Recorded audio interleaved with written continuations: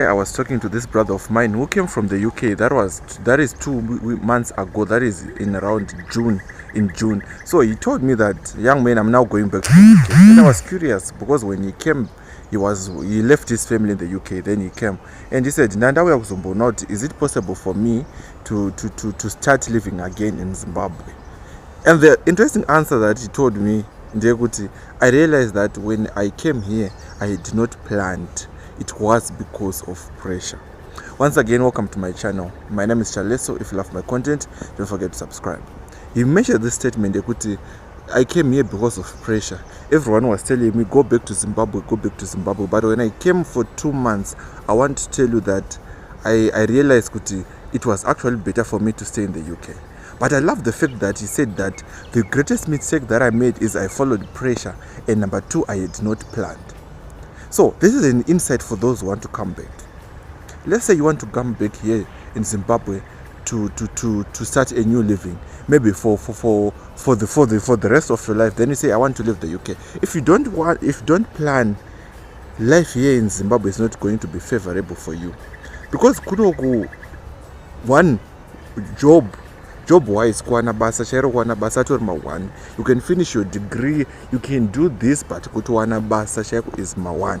So what you need to do is you need to plan. I beg you need to plan. If you don't plan, everything is going to be difficult for you. Let's take for example, wangouya kunoku, you have a budget of $2,000.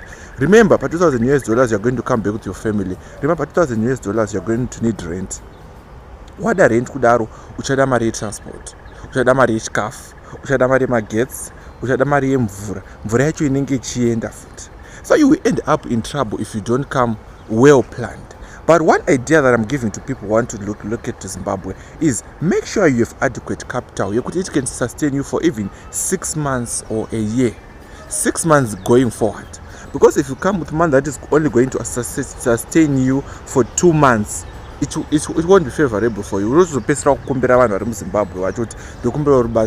which when you come back, Zimbabwe will be having that mindset, oh, these people, they've got a lot of money. But if you don't plan, you end up in that crisis. So let's take for example, this planning should include number 1, a capital for starting a business. You should actually have a capital for starting a business. You cannot come in Zimbabwe and then say, I'm coming back. You don't have any idea of making money here in Zimbabwe. If you just sit down here in Zimbabwe, hakuna basa rinokutsvaka basa ndio unoritsvaka. So firstly, I did some videos of businesses that you can do in Zimbabwe. Number 1, you've got what you call making of detergents. It's a very good and affordable business which you can do it at your own home. Pana routing some detergents.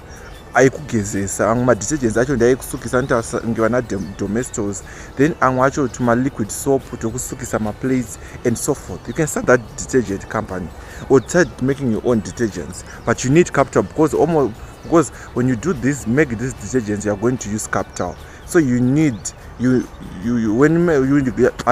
need some raw materials, because there's some raw materials, so you need a lot of money to do that. Then there's another one, broiler making.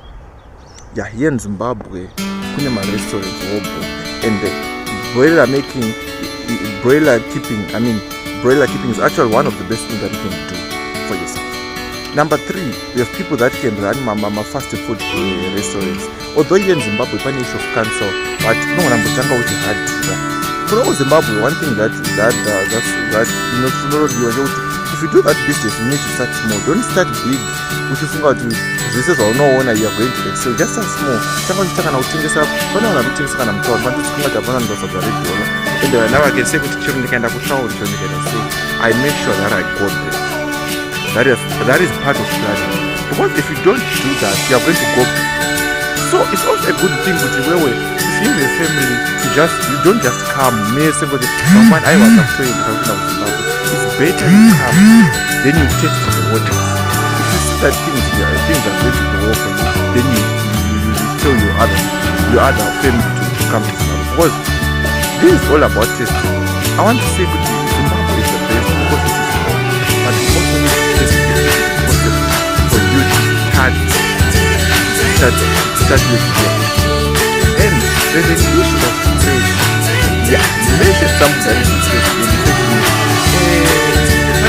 hanzi yababa yakazwa yaone kuita munhu actually build house yaronzani company and here he came and thinking he's going to excel so pressure yevanhu vanotamba nawo, pressure yevanhu vakaita sei is also another thing that may cause you to fall into this problem. So you need to avoid these things. You need to avoid pressure and also need to plan.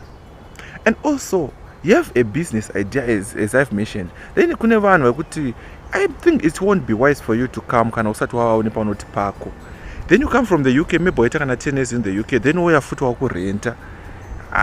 Yeah, life is hard, but at least tsvagai rural home.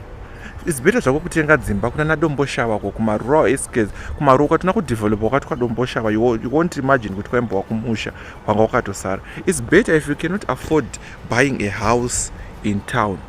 It's better for you to start maybe just buying a stand kumusha, then you relocate what I know country live in Koko, then you develop your raw home. You can see it if you watch my videos and I'm Mr. Kuda Ichitema, you can see a lot of people that are doing wonders in the village there, and you will see what they are saying with these people actually living in the UK, but they've managed to build a mansion here in the village.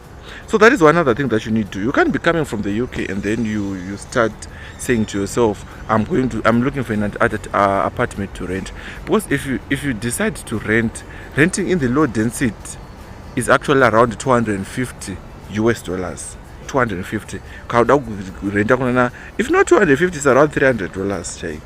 Guy, you are paying $300. Apa rukugara kaka apartment, apa one family, apa kuma low density, and life there is very expensive. So you need to make sure that when you come, unepe kutangira.